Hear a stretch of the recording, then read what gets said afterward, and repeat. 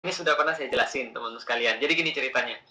Allah tuh sangat baik sekali, dan termasuk di antara kebaikan Allah adalah Allah tuh adil. Allah itu memberikan sesuatu dengan porsinya. Allah tidak pernah, jadi gini, termasuk keadilannya Allah adalah Allah memberikan seseorang itu sesuai dengan kadar apa yang dia lakukan, dan itu harus. Coba lihat ya. Apakah dikatakan seorang yang baik apabila dia menyamaratakan antara, apakah dikatakan bos yang baik apabila dia menyamaratakan antara seluruh karyawan? Ada karyawan yang rajin, ada karyawan yang malas, ada karyawan yang kurang ajar, ada karyawan yang punya adab, semuanya disamain. Itu jadinya justru nggak adil. Nanti orang-orang yang berusaha keras akan bilang, ngapain gue berusaha keras kalau seandainya yang nggak berusaha pun juga akan dihargai sama.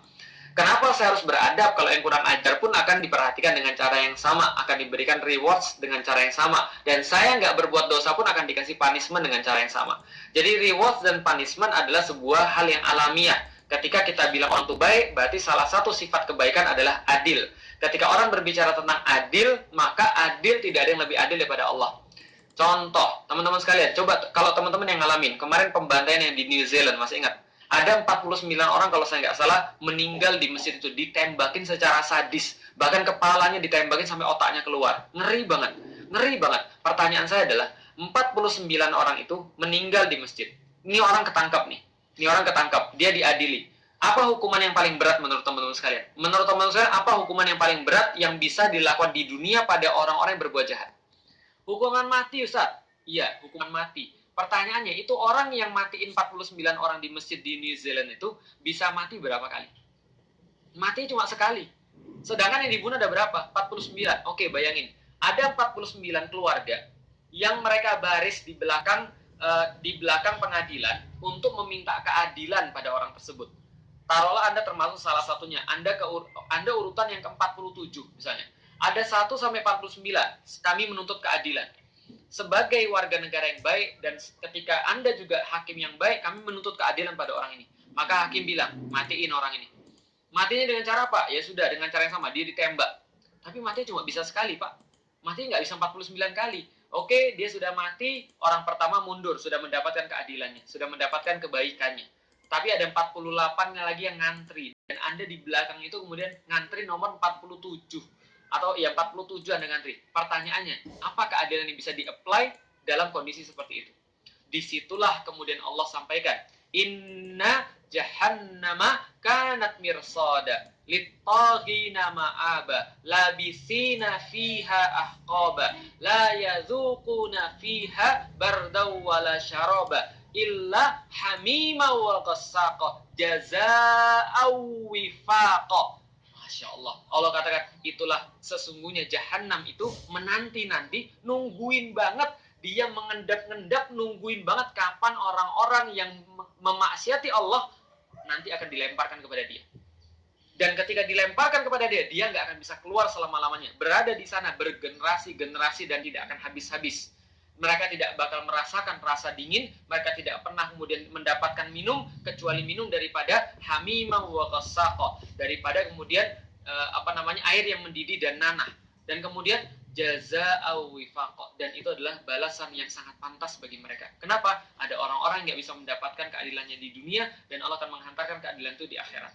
Itu senantiasa adalah sebuah rewards dan punishment. Itu adalah cara melihat yang pertama. Cara melihat yang kedua, teman-teman sekalian. Suatu waktu Rasulullah SAW berkata, setiap daripada umatku, kullu ummati yadkhulunal jannah. Mereka semua masuk surga. Semua umatku ini semua masuk surga. Lalu kemudian Rasulullah lanjutkan, illa man aba. Kecuali yang nggak mau. Loh, emang ada yang nggak mau? Sahabat nanya, ya Rasulullah ada yang nggak mau masuk surga? Ada yang nggak mau ya? Rasul katakan, ada yang nggak mau. Siapa mereka? Mereka yang memaksiati saya, yang kemudian tidak ikut dengan cara saya, maka mereka nggak mau masuk surga. Nah, makanya Allah itu ketika sudah menciptakan manusia, Allah kasih tahu ini tempat kalian, kampungnya di surga. Kalian nanti akan balik sini lagi, maka berbuatlah yang baik, jadilah khalifatul fil ard, jadilah kemudian manajer di muka bumi, perbaiki hubungan di antara manusia, jangan merusak bumi, sayangi manusia. Ini saya kasih aturan, terapin ya. Nanti kalau kamu terapin, kamu nanti akan balik kepada saya dalam kondisi saya ridoin, dan ini sudah menanti kampung halamanmu di surganya Allah.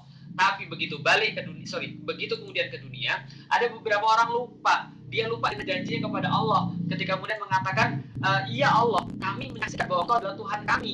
engkau adalah kemudian pencipta kami nanti akan balik lagi ke surga. Dia lupa dengan semua itu. Ketika dia lupa, dia merasa dunia adalah segala-galanya, dia gak mau lagi balik ke kampung halamannya ke surga. Nah, kalau nanti sudah hari kiamat sudah selesai dan manusia semuanya akan dikembalikan kepada Allah, yang beriman pada Allah masuk surga. Lah terus yang nggak beriman terus kemudian kemana, kan kasihan. Maka yang nggak beriman pada Allah, yang kasihan itu ya dikasihlah neraka tempatnya, karena mereka nggak punya tempat. Kan kasihan kalau nggak punya tempat, maka dimasukin ke neraka. Lah masa dimasukin juga kepada surga? Nggak adil dong. Nah, maka Allah menciptakan surga adalah bentuk kasih sayang Allah kepada manusia, untuk ngasih tahu pada manusia, kamu tuh semua pengen tak masukin ke surga loh. Serius loh.